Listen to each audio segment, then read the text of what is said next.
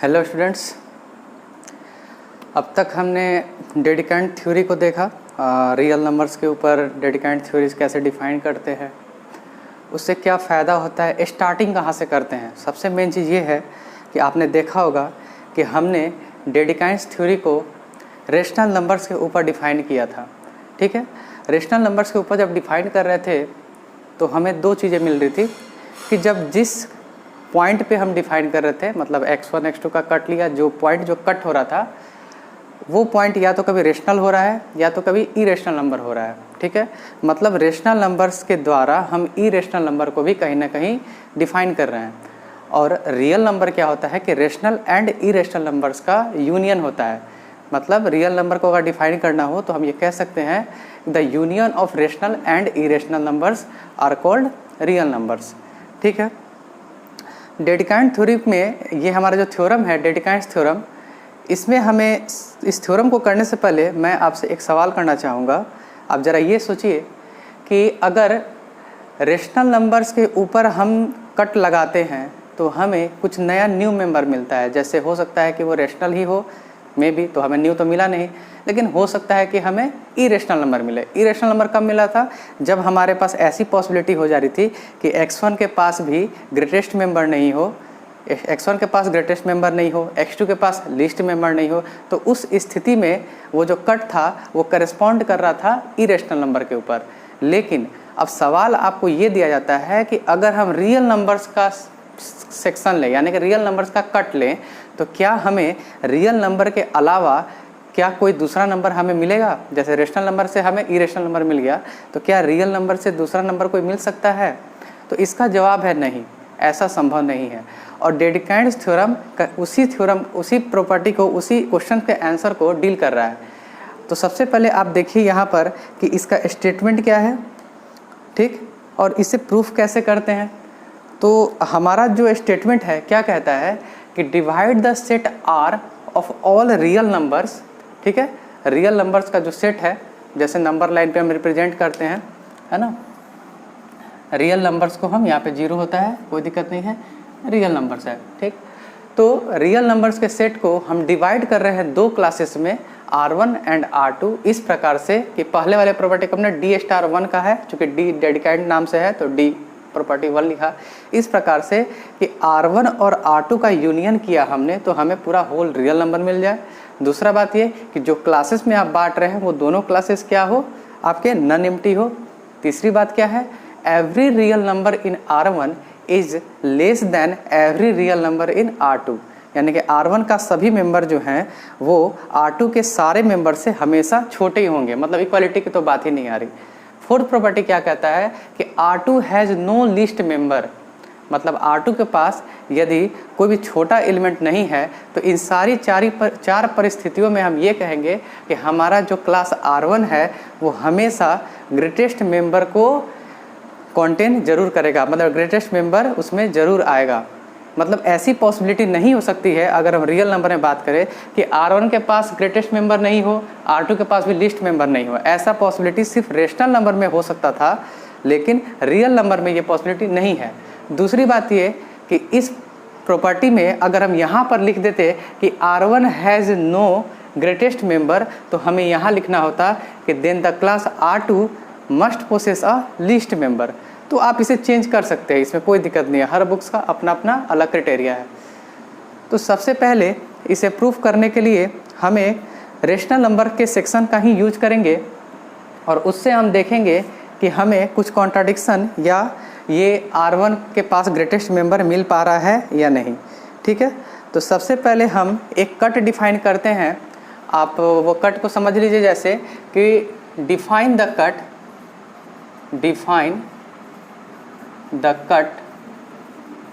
x1, x2, ठीक है, of rational numbers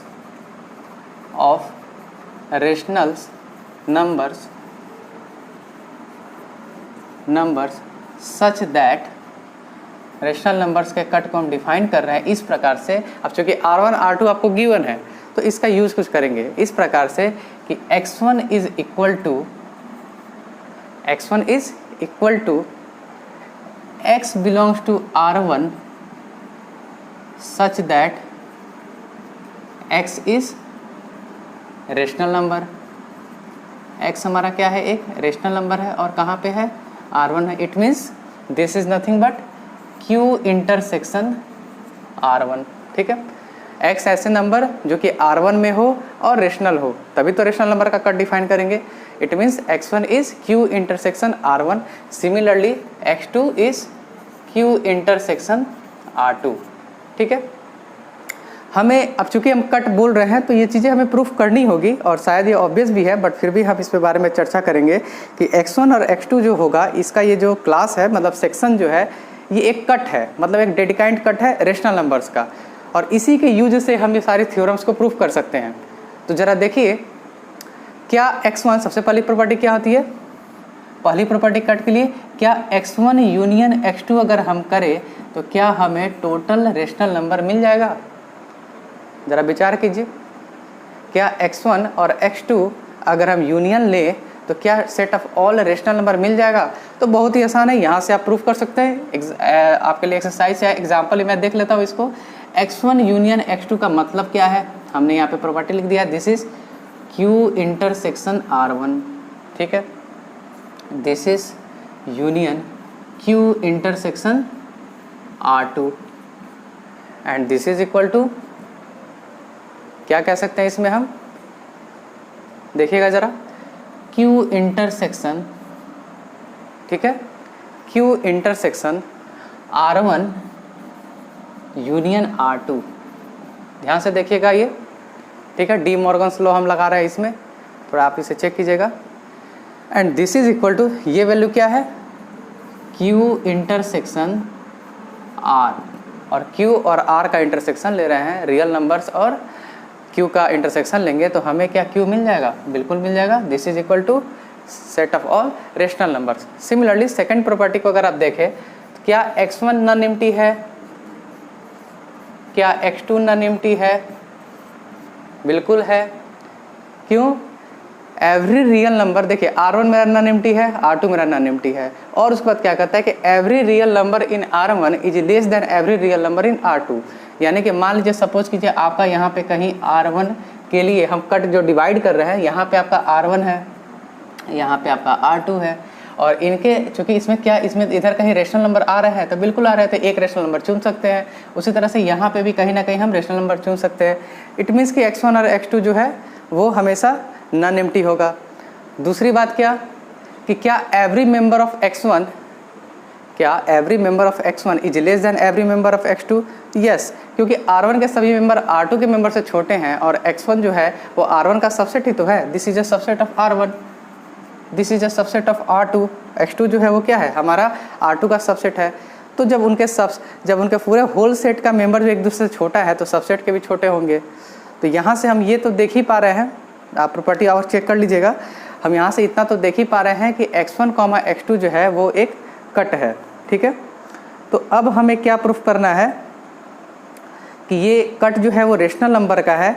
तो हमें दो पॉसिबिलिटी मिलेगी, क्या कि क्या x1 के पास ग्रेटेस्ट मेंबर होगा या नहीं होगा। तो उन दोनों प्रॉपर्टीज़ पे हम डील करते हैं ज़रा।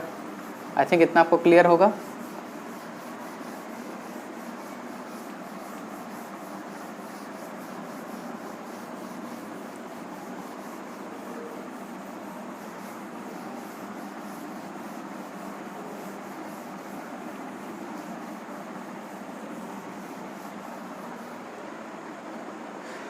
देखिए स्टूडेंट्स, अब चूंकि x1 x2 हमारा रेशनल नंबर्स का कट है, then either x1 has a, दो ही पॉसिबिलिटी हो सकती है, हैज़ अ ग्रेटेस्ट मेंबर या ग्रेटेस्ट एलिमेंट, और x1 हैज़ नो ग्रेटेस्ट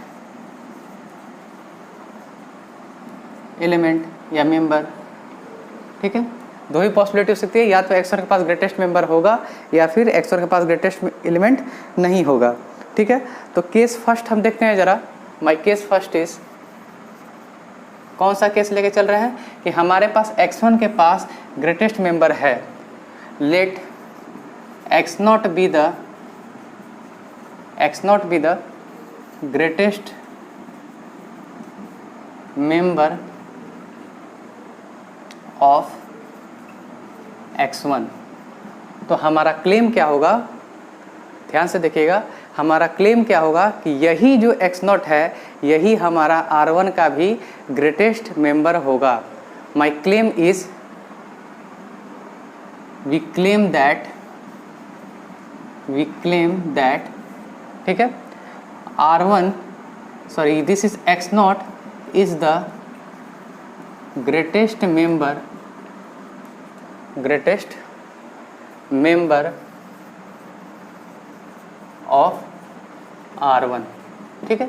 ये क्लेम है हमारा कि हम ये प्रूफ करेंगे कि हमारा जो x0 है यही x0 जो होगा वो हमारा R1 का ग्रेटेस्ट मेंबर होगा, ठीक है। तो इसको प्रूफ करने के लिए बेहतर रहेगा कि आप कॉन्ट्राडिक्शन से चले। तो मान लीजिए कि x0 जो है, ठीक है, ज़रा ध्यान से देखिएगा, x0 जो है वो ग्रेटेस्ट मेंबर नहीं है R1 का, ठीक है। x0 जो है वो ग्रेटेस्ट मेंबर नहीं है R1 का। इट मीन्स क्या देखेंगे हम कि अगर x0 हमारा R1 का ग्रेटेस्ट मेंबर नहीं है तो हम कोई दूसरा एलिमेंट मान लेते हैं। Let y0 be the greatest, y0 be the greatest member of, let y0 be the greatest member of. देखिए एक बात और है, यहाँ पर आप ग्रेटेस्ट की बात नहीं करें क्योंकि हमें ये प्रूफ ही करना है, तो हमें कुछ ना कुछ यहाँ पे y0 के बारे में कुछ चर्चा करना होगा। x0 हम मान के चल रहे हैं कि ग्रेटेस्ट मेंबर है x1 का, ठीक है। x0 is the greatest member of x1। हम प्रूफ करना चाहते हैं कि x0 is the greatest member of R1, यानी कि अब हम यहाँ से ये कहेंगे कि let y0 be any member, greatest ना कह के any member of R1 such that, greatest नहीं है तो कोई एक मेंबर आना चाहिए y0 जो कि क्या हो, x0 से बड़ा हो, such that y0 is greater then x0, ठीक है। हमने क्या देखा कि x0 है, हम मान के चल रहे हैं कि x0 be the greatest member of x1, तो we claim that x0 is the greatest member of R1। हम कहना चाहते हैं कि x0 जो है वो ग्रेटेस्ट मेंबर ऑफ R1 का है, ठीक है। तो यहाँ से हम क्या कर रहे हैं कि लेट इफ पॉसिबल, ठीक है, y0 जो है वो हमारा एक मेंबर है R1 का, जो कि अगर बड़ा नहीं है तो इट मीन्स कि उसके पास x0 सबसे बड़ा नहीं है, इट मीन्स एक मेंबर होना चाहिए R1 का y0 जो कि x0 से क्या हो, बड़ा मिल जाए। क्योंकि हम कह रहे हैं कि x0 हमारा बड़ा नहीं है, हमें कॉन्ट्राडिक्शन लेकर चल रहे हैं, तो इससे कुछ हमें कॉन्ट्रेडी चीज़ें मिल जाएंगी। तो अगर y0 एक मेंबर है R1 से इस प्रकार से कि y0 जो है वो x0 से बड़ा है, तो हम जानते हैं कि ये दो रियल नंबर है, और इन दो रियल नंबर के बीच में, जैसे इधर देखिए यहाँ पे आपका x0 है, ये आपका y0 है, तो इन दो रियल नंबर के बीच में एक मेंबर आ जाएगा रेशनल। एक मेंबर आप कम से कम कह ही सकते हैं, वैसे तो इन्फिनाइट आते हैं, तो एक मेंबर आ जाएगा z0 इस प्रकार से कि z0 क्या हो जाए, रेशनल नंबर हो, ठीक है।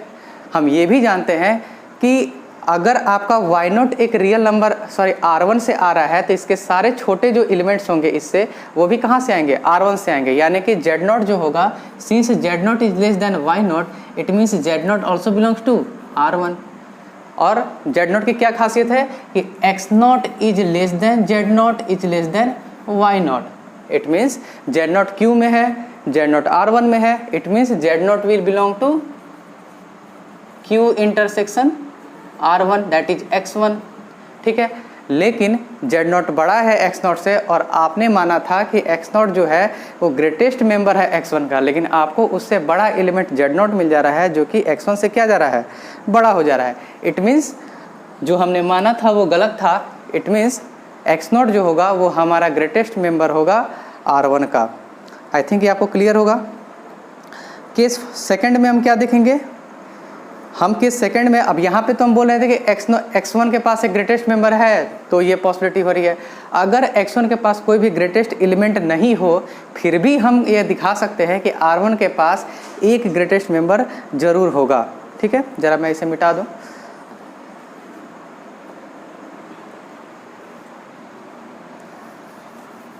स्टेटमेंट को मैं मिटा देता हूँ। आई थिंक आप समझ चुके होंगे इन चीज़ों को, तो मेरे लिए आसान थोड़ा हो जाएगा।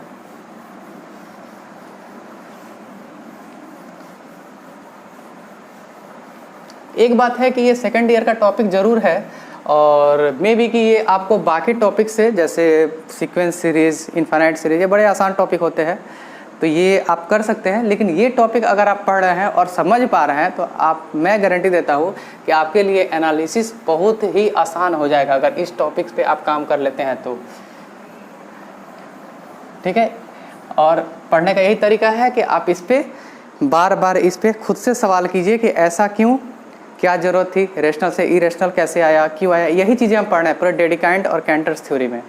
ठीक है, तो हमारे पास अब क्या केस सेकंड हम क्या देखते हैं कि मान लिया कि हमारे पास x1 के पास कोई भी ग्रेटेस्ट मेंबर नहीं है। ठीक है, केस सेकंड हम कह रहे हैं,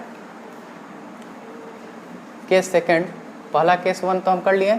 केस सेकंड क्या कहता है कि let x1 has no greatest element, let x1 has no greatest element. ठीक है, x1 के पास कोई भी ग्रेटेस्ट एलिमेंट नहीं है। ठीक, x1 के पास कोई भी ग्रेटेस्ट मेंबर एलिमेंट नहीं है। तो एक रियल नंबर हम डिफाइन करेंगे कट के द्वारा कि let A B the real number. ठीक है, चूँकि हर रियल नंबर कट से डिफाइन हो सकता है। A B the real number defined bye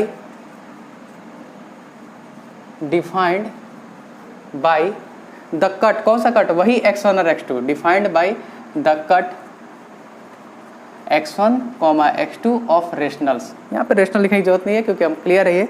मतलब x1 x2 का जब हम कट बना रहे हैं तो किसी न किसी वो जिस कट जहाँ पे वो कट कर रहे हैं हम, तो कहीं ना कहीं किसी न किसी रियल नंबर को वो डिफाइन तो कर ही रहा होगा। तो वो रियल नंबर को हम मानते हैं कि वो रियल नंबर क्या है, हमारा a है।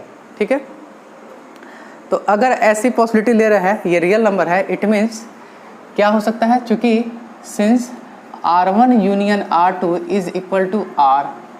ठीक है, यानी कि a जो है वो एक रियल नंबर है। It means either a belongs to R1 और a बिलोंग्स टू R2, यानी कि either a belongs to R1 और a बिलोंग्स टू R2। ठीक है, a बिलोंग्स टू R1 या फिर a बिलोंग्स टू R2। तो दोनों केसेस में देखेंगे, इसके सब केसेस हो जाएंगे। ठीक है, ये थ्योरम थोड़ा बड़ा है तो इस पर आपको समझने में थोड़ा टाइम लग भी सकता है, बट प्रयास जारी रखिएगा ज़रूर। ठीक है, तो ए हमारा अगर R1 में हुआ तो क्या मिलेगा यहाँ पे? तो सब केस, इसका केस सब केस हम ए ले लेते, सब केस फर्स्ट ले लेते हैं, ज़्यादा बेहतर रहेगा। ए शब्द का यूज कर लिया हमने कि if A belongs to R1 then we claim that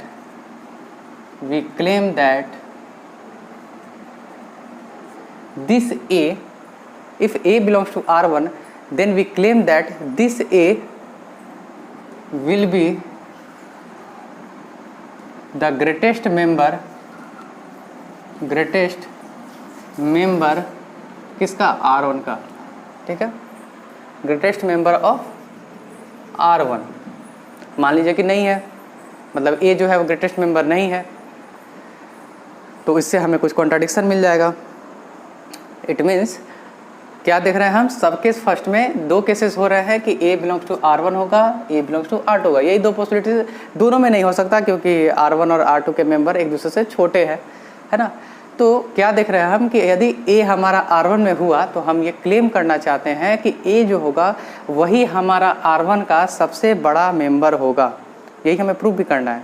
फिर उसके बाद A बिलोंग्स टू R2 पे भी हम देखेंगे। ठीक, तो देख लीजिए ज़रा, अगर A हमारा R1 में है, ठीक, हम कहना चाहते हैं कि this A is the greatest member of R1। तो इसका मतलब क्या है, लेट इफ पॉसिबल, हम कॉन्ट्राडिक्शन ले रहे हैं, let if possible greatest member नहीं है R1 का, there exist B belongs to R1 such that B is greater than A। यानी कि आपका A जो है वो सबसे बड़ा मेंबर नहीं है R1 का। इसका मतलब ये है कि एक मेंबर आया होगा R1 से B नाम का, जो कि B A से बड़ा है। अगर B A से बड़ा है तो A और B के बीच में इनफाइनाइट रेशनल नंबर आते हैं। वो रेशनल नंबर आप मान लीजिए, देन ये डेंसनेस प्रॉपर्टी है, then choose a rational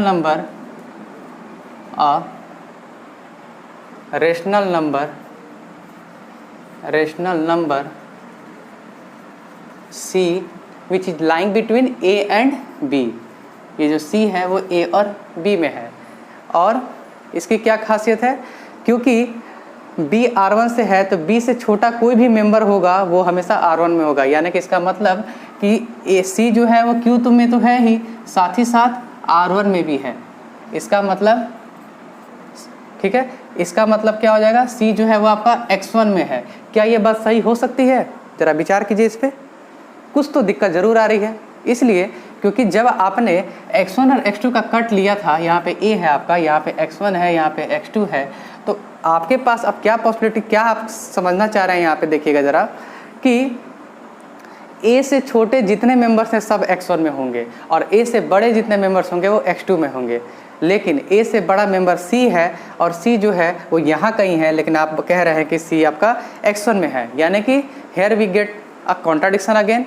it means कि A हमेशा, hence A will be the always greatest member of R1। ठीक है, समझने का प्रयास कीजिएगा ज़रा, थ्योरी बड़ी है। सिमिलरली अब हम क्या देखेंगे, सबकेस 2 में देखते हैं कि यदि सबकेस 2 कि इफ़ या तो A R1 में होता है या तो A R2 में होता है। A R1 में था तो ये दिक्कत आई और यहाँ से हम कह रहे हैं कि A हमारा ही ग्रेटेस्ट मेंबर होगा। अगर A हमारा R2 में है, अगर A जो है वो हमारा R2 में है, तो क्या हम ये कह सकते हैं कि यही A, can we say that this A will be the least member of R2। लेकिन D4 प्रॉपर्टी क्या कहती है, हमने D4 प्रॉपर्टी में क्या देखा है कि R2 के पास कोई भी लीस्ट मेंबर नहीं है, हम ये मान के चल रहे हैं। ठीक है, तो हमें ये बताना होगा एक बार कि यहाँ से हम प्रूफ करना चाहते हैं और यहीं से कॉन्ट्राडिक्शन मिल जाएगा। ये केस पॉसिबल ही नहीं होगा एक्चुअली में, कि if A belongs to R2 this implies that we claim that, then we claim, क्या क्लेम करते हैं कि A is the least member of